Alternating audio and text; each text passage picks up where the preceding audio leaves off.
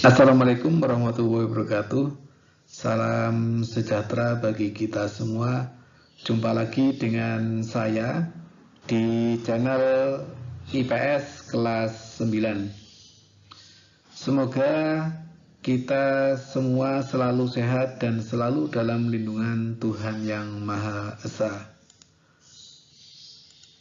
Baiklah, pada semester 2 ini kita sampai pada bab 3, yaitu tentang ketergantungan antar uang dan pengaruhnya terhadap kesejahteraan masyarakat.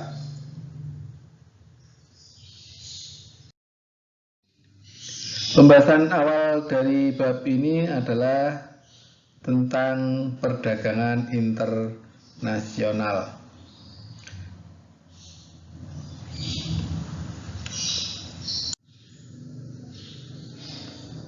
Tujuan pembelajaran pada kesempatan kali ini adalah yang pertama, menjelaskan pengertian perdagangan internasional. Kemudian yang kedua, menjelaskan faktor-faktor yang mempengaruhi perdagangan internasional.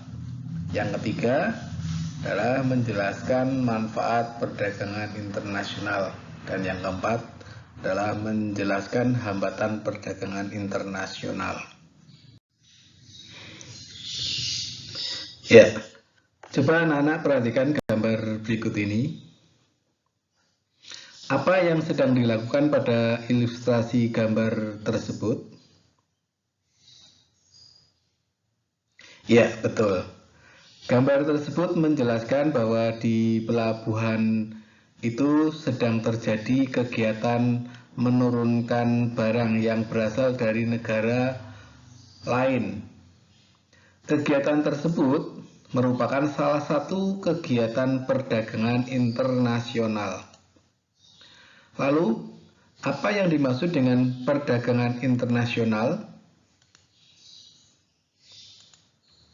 Perdagangan internasional adalah proses pertukaran barang dan jasa antar dua negara atau lebih dengan tujuan mendapatkan keuntungan atau laba.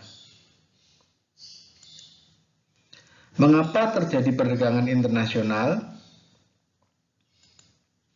Alasan yang pasti adalah tidak ada negara di dunia ini yang dapat menghasilkan kebutuhannya sendiri.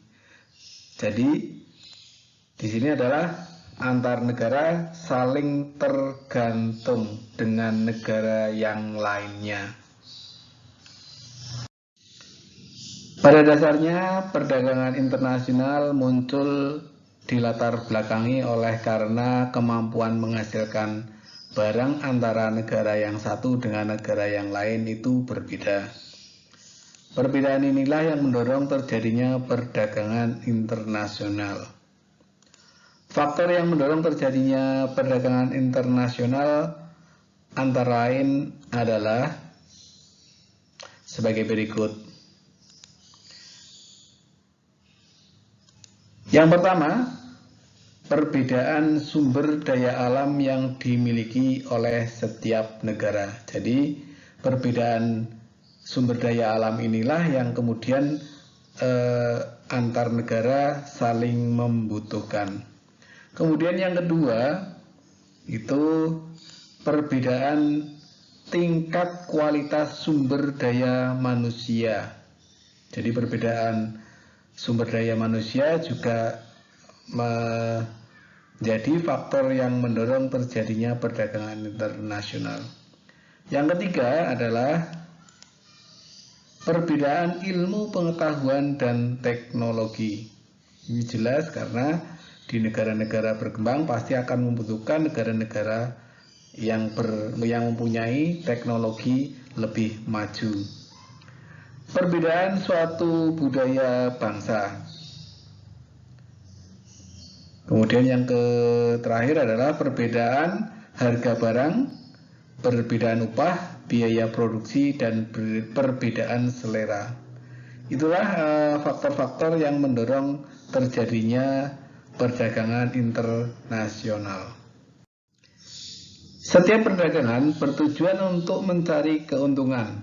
Dalam perdagangan internasional, selain untuk mencari keuntungan, ada beberapa manfaat yang diperoleh. Antara lain adalah sebagai berikut. Yang pertama, setiap negara dapat memenuhi kebutuhan akan barang dan jasa. Kemudian yang kedua, setiap negara dapat menciptakan spesialisasi produk.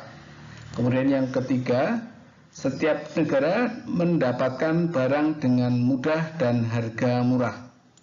Yang keempat, mendorong kegiatan produksi sehingga perusahaan tambah maju. Yang kelima, meningkatkan hubungan persahabatan antar negara. Kemudian yang keenam, meningkatkan pendapatan negara melalui perolehan devisa. Kemudian yang ke-7, mendorong kemajuan ilmu pengetahuan dan teknologi serta pertumbuhan ekonomi. Di samping manfaat yang dapat diperoleh dari perdagangan internasional, ada beberapa hambatan yang terjadi dalam perdagangan internasional. Antara lain adalah yang pertama, harga barang luar negeri lebih murah dari hasil produksi dalam negeri. Kemudian yang kedua, adanya proteksi. Kemudian yang ketiga, adanya kuota. Yang keempat, ada biaya masuk. Kemudian yang kelima, adanya peraturan. Kemudian adanya politik dumping. Kemudian adanya pertentangan politik. Dan yang terakhir adalah adanya peperangan. Itu adalah merupakan hambatan-hambatan yang terjadi dalam perdagangan internasional. Demikian pembahasan materi kita. Sampai jumpa lagi pada materi-materi berikutnya.